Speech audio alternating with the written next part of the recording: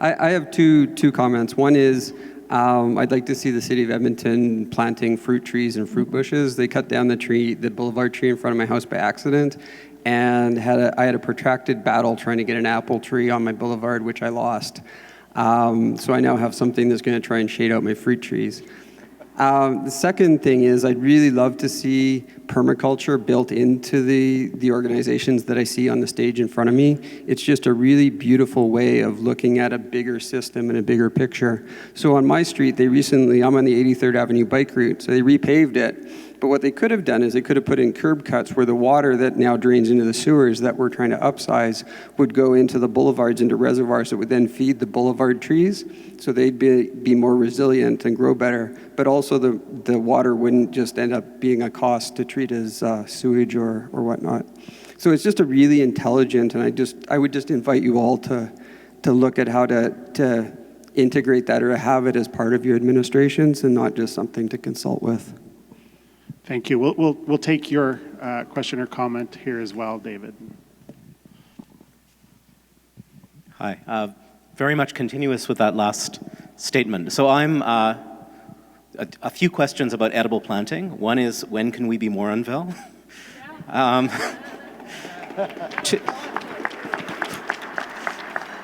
I'll interpret that as a rhetorical question. Second, I sit on one of the... Though I'll admit, I asked myself the same question when she was talking, so...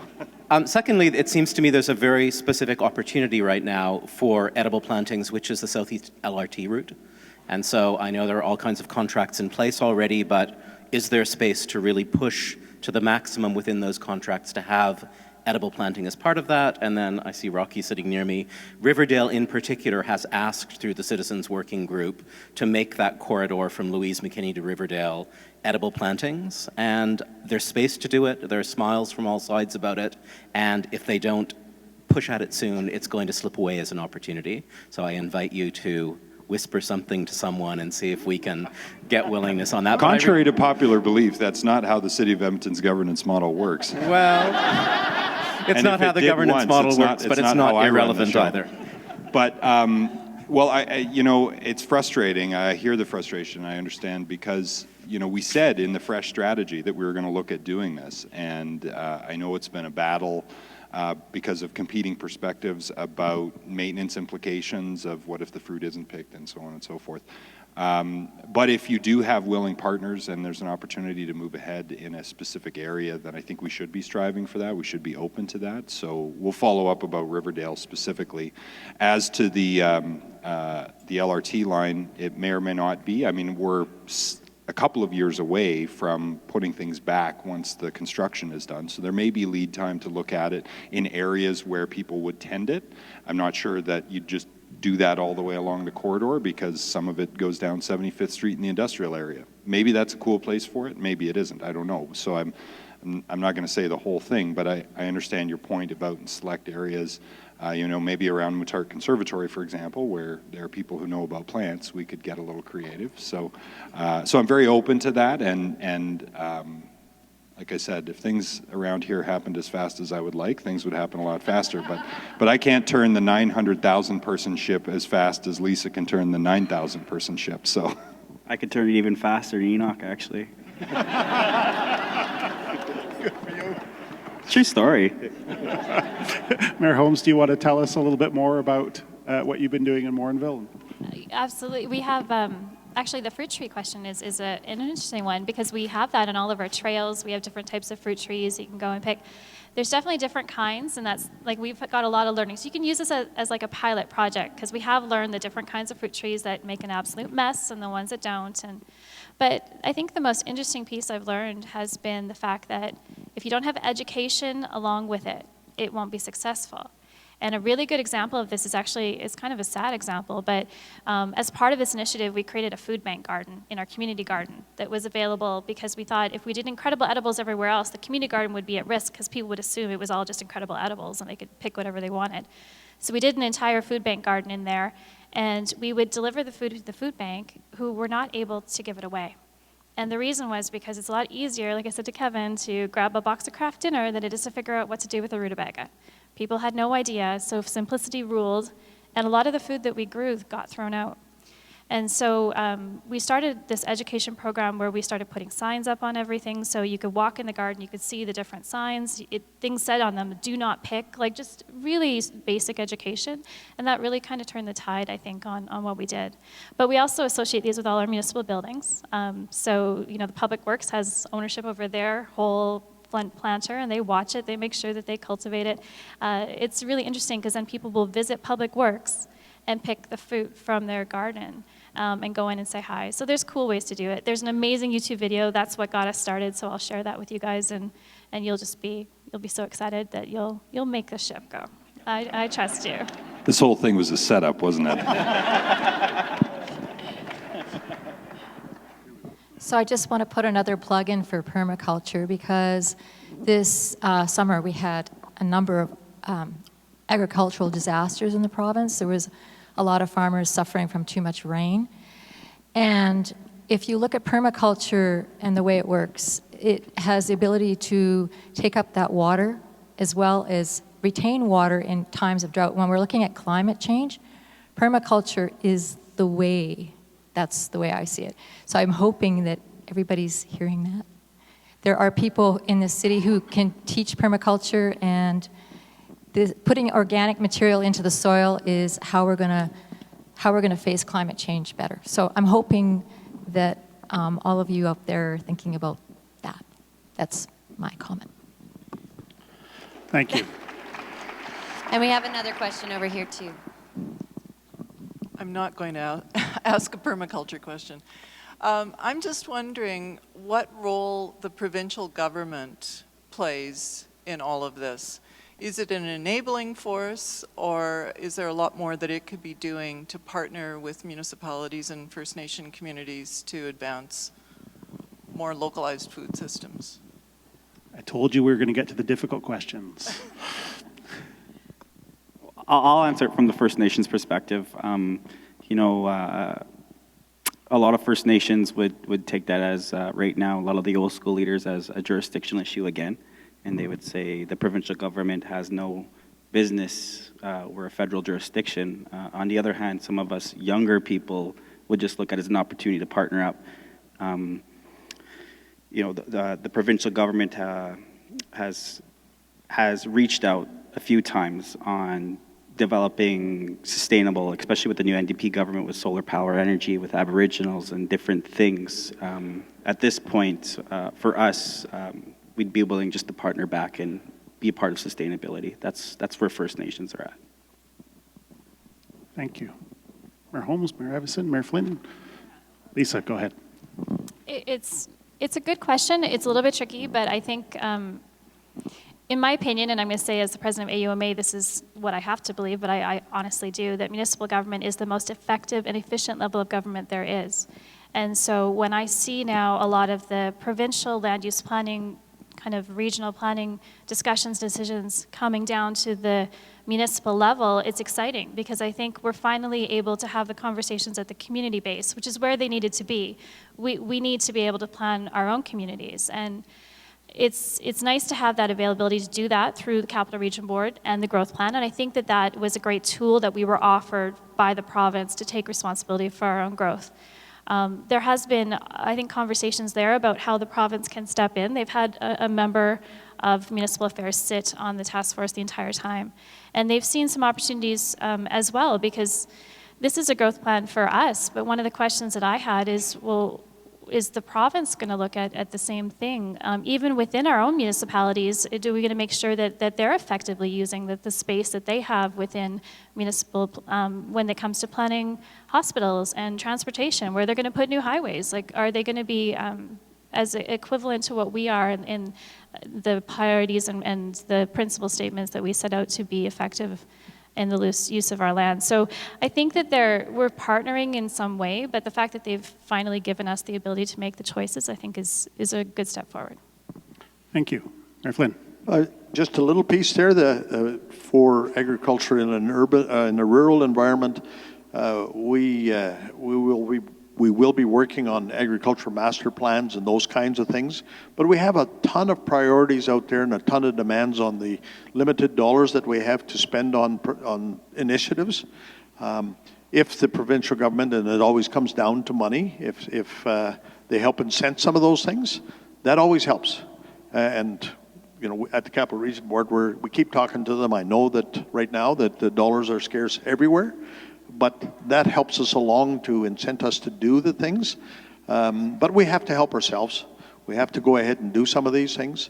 Part of it is our land use bylaws, that we're making sure that we preserve the land and start working those programs to incent the right kinds of things that we see in the future. I see value-added agriculture as a big economic driver opportunity that's in this region that we haven't cultivated very well, to make our products into something more usable on the table or in the world market. We can be world competitive in many things if we unplug some of the issues that are in our way. A simple one is getting chilled beef to China. If we can do that, and we can get permission to do that, that opens up a whole bunch of industry for our producers. So it's not just about feeding our own urban environment, it's about feeding people in the world for us. Don. Well, the province, I agree with Lisa's point, especially that with everything that's been said, but specifically Lisa's point about the more that can be done at the local level and at the regional level, the better. But there's still a role in top-down policy setting, and provinces have a set of legislative tools that are much more robust than what municipalities have been given under legislation. Tools that could go further than we can go when it comes to long-term agricultural land preservation. So the agricultural master plan is a big piece of work that, yes, to Tom's point, which I agree with, it'd be nice if they chipped in on as partners with us. But when it comes to implementation of that, some of what's really required in there to protect lands for the long term might better be done and more securely delivered through some of the provincial legislative tools that we don't have access to. And so partnership all along the way in that Ag Master Plan, so it's not just something that's happening at the kids' table, but we get to sit with the grown-up provincial government and like I said, their toolkit, then I think we may accomplish more faster, and it can be embedded in things like the land use framework, for example. So. Thank you. Before I turn back to the floor, I want to pick up on something a few of you said, and that's talking about, you know, food systems as they relate to the diversification and the vibrancy of our local economy. And I think it's one of the themes in the conference this week is not just talking about how you produce food, but how we create systems that support all of our prosperity as well as our access to those foods. So could I get you to reflect on, you know, what the role that you can play and what leadership our municipalities and First Nations can play in supporting and developing that infrastructure, which some of you have lacked, has been lacking in the region, and are thinking locally about agribusiness as opposed to thinking solely about exports and those kind of things. Don? Well, one of the pillars of our regional economic development strategy, in addition to, you know, petrochemicals and manufacturing and ICT and health and bio, should probably be food and agriculture. And I think if we elevated it right off the bat that way, it would be given the profile that I think it's due by the folks who do the thinking about capital attraction, talent attraction, brand development, market development, all of the traditional economic development activity. So I think that, first of all, giving it prominent placement in our regional economic development strategy. And the subtext of that, by the way, is that we haven't ever really had a regional economic development strategy. We've had Edmonton's economic development strategy. There's been the Industrial Heartland one. I'm sure Morinville has one. Leduc-Nisku has one. The Airport Authority would have its, and we kind of all talk to each other, but we didn't have an Edmonton Metropolitan Economic Development Strategy. And it's because we weren't speaking the same language, we weren't sitting down together, we weren't working together well. That's obviously, I think you can see from this exchange, improved a lot, and it has to absolutely include First Nations. That conversation, that work, and we have a bilateral exercise with Enoch Cree First Nation that I think we're sweating next month, right? Yeah, with the councils. So we're going deep right from the start, but those opportunities to pull together and say, no, at the region-wide level, food and agriculture is not just a rural discussion, it's a metropolitan scale discussion and an economic development opportunity. That's critical. And then leveraging the research activity that occurs not just in our post-secondary institutions in the city here, but in the satellite farms and research stations and in the food center at Leduc. Like, we have a phenomenal inventory of assets when you look out at the region already in place. And then a lot of those folks, those researchers and people who have a piece of the food value chain already have relationships with markets and investors and entrepreneurs. So I think a lot of it's there, just hasn't been pulled together. Thank you. Anybody else want to know? Just a bit of a thought with that. One of the things that I've discovered when we have entrepreneurs that want to start to advance some of the kinds of things that add value on the farms, first thing we got to do is get out of the way. The entrepreneurs are there that want to do things, and we traditionally have some bylaws that kind of get in the way and the red tape that gets in the way. We have to get that out of the way so that we can do that, and we have to put programs in place to help incent those as a region and as a municipality ourselves. So I think that those kinds of things, and Don talked about economic development, and he's absolutely right. We've been working well, but each on our own, and we haven't got a common brand. We aren't familiar in the world. As the Edmonton region, we're pieces. We could all go to the same conference and they wouldn't know that we're related. We need to do that, that kind of thing. That's going to help us all grow in the future. What do you guys think of Canada's food capital? So Jerry Boma said that to us in a meeting a little while ago, and we all sort of sat up straight and said, oh, I kind of like that. I kind of like that. And it applies to the fantastic culinary scene that we have in our region as well, at the dinner plate, but it can also apply all the way back to the soil. So we may or may not go with that, but that's some of the thinking that's in circulation. So, Chief Morin. I was in Boston actually last week. Go Patriots, by the way, if you haven't noticed. Couldn't tell. Couldn't tell. But I thought you were nonpartisan. When I was going to Boston and everybody knew I was going, it was, hey, try the clam chowder. And I knew that going there. I don't want to take anything away from Edmonton, because certainly the taste of Edmonton and the diversity in this city is so vast and so great. It's truly a great strength of this community. But one day I hope, and it's still a fairly young city, that Edmonton could be known for, maybe it's one or two foods. I don't know if it's pierogies. I don't know if it's moose meat from First Nations. I don't know if it's onions or local raspberries or local plantations. But I hope one day soon that, like we said, we have to have a united brand. And I don't know if that's one food, but just coming together and having that discussion. That's something I would like to see. Bannock is off the table. For me, personally. So, no to Bannock. I don't know. It's just a pet peeve. Thank you. We have a question in the front. Is it on? Yeah. Leslie Cleary, and I'm starting a social enterprise that's coming from Calgary and working with around food waste. And there's lots of restaurant owners there that are really interested. And my question is for Mayor Iveson, I believe the city has a part in sharing this. When people dial in for 211 or 311 and get information, our idea is to coordinate restaurant quality food that is headed for the dumpster because they can't sell it in the restaurant. And we have hundreds and hundreds of people in the city that don't have access to quality food. And so my company will be coordinating that and running it as a social enterprise. So I believe that it's a great opportunity in a collaborative effort, but when you try something new and you're an entrepreneur, you're obviously a risk taker.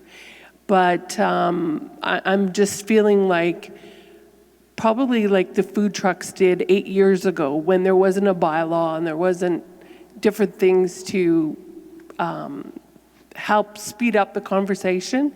and what we need to do to coordinate this massive undertaking. So I'm just looking for advice or city department, we know we have to get licensing and all kinds of stuff. But like Mayor Tom said, for entrepreneurs, it's really great if people administratively kind of get out of the way and just support us somehow to make this happen for our city. So I heard two questions there I'd like you guys to reflect on. One, which is about food security and access to safe quality food for all of our citizens in the city and the way in which local food systems can support that. The second is about how do we make space for new ideas and entrepreneurship and things going forward as municipalities as well. I think I got that right. So I'll let you choose which one of those you want to respond to, or both. Anybody, any takers? I'm happy to lead off on that one because I think 8 years ago we had like 4 food trucks, and then we said, wait a second, there's got to be a better way, and I think we have 96 now. And there's a French reality TV show about it being made. 140 something? I have old data. Wow. So we may be Canada's food truck capital already. Which is kind of cool, but it's exactly an example of the point of how do we unleash innovation and how do we support pop-up restaurants to occur in different places? How do we bring more Edmonton restaurateurs and food creators into our festivals, for example? There's a lot of different things we could do that I'm excited to pursue. Just on the point of food waste, I know the Shaw Conference Centre did some really good work on this a few years ago and had to deal with some food safety regulations that are provincial, but found a way to be able to take leftover food from the Shaw Conference Centre and make it available to social agencies in town there. So we've attacked this one once, so Leslie, I'm happy to connect you with the folks at the Shaw who did that work, because there's some learning that can be applied to what you're trying to do, which is fantastic. And the third point was, or the other half of the question was around access to food for vulnerable people. And I think community gardens are a great low barrier, high social capital creating way to do that. And we've worked with a ton of community leagues to try to remove barriers to that, regulatory challenges to that, and provide incentives and support. But beyond that, as we know, tragically and amazingly at the same time, Edmonton was where the food bank movement started in Canada, and people will respond to that in different ways, one with pride, as we should, but also with, we need a better answer. And this is one of the tenets of the End Poverty Edmonton work, is we need to move from managing poverty to ending it. And that's all about upstream prevention and capacity building and community-based solutions. And the food bank, it would be great to not have to have a food bank, but that's maybe 20 or 30 years away. So in the meantime, whether it's food waste that can be avoided, or community food growing, or teaching people how to grow food even on their own balcony if they don't have the luxury of a backyard, all of those things. And I actually think community leagues could play a huge role, because we've got, across the community league inventory in Edmonton, we've got close to 100 community halls that have kitchens. They could be places where nutrition programming, food programming could occur, and we could partner with leagues or with agencies that want to deliver that program in those places, and potentially use some of the grounds for permaculture. And I got the permaculture memo. I'm on board for that. And I have something else to say about permaculture when we wrap up, but I'll stop there for now. Thank you. Chief Morin and Mayor Holmes, can I pull you into this conversation as well, both about the way in which we can support new enterprises in our communities that are helping build these food systems, but also how we can tap into those systems to support vulnerable communities and make sure people have access to good quality food. How we support entrepreneurs is, as I understand the first part of the question, just in general. Again, I kind of want to go back to Boston. It was interesting kind of with the people that I went with growing up in Edmonton, and we lived near a lot of box stores. And, the first comment they made to us going around the Harvard campus, going around the MIT campus, going around the BC Boston College campus, going around downtown, and really essentially the core of Boston, which is a huge area, was, where's all the McDonald's? And it was really awesome and cool to see local bars, and I know that comes in time when a city grows up and it's just so old, but maybe it's heavier regulation on limiting the competition, the big competition, to allow those entrepreneurs a chance. And I know Edmonton in downtown is developing its culture. White Ave is having its culture, and those probably do exist at some level. But I was really also happy to hear the mayor say that maybe it's even more so, as much as we talked about championing at the municipal level and the concentrate level, the community leagues. I really do truly believe that Edmonton should celebrate its community leagues, deservedly so, but again, kind of at that local neighborhood level, that's where that micro entrepreneurship support's going to happen. Mayor Holmes. Well, I guess it's similar to Incredible Edible. You could always come to Morinville and I'll pilot your program. That's totally fine. Because I think that's one thing that is similar to Edmonton. I always feel like we're at a very, very small scale. Like we have an issue with homelessness in Morinville. It's not the same, but it's mostly teenagers that couch surf and people that just don't have access to accessible and affordable housing. So this is an issue for us and something we've talked a lot about. And the conversation, I think, where we landed is it's also a big partnership with schools.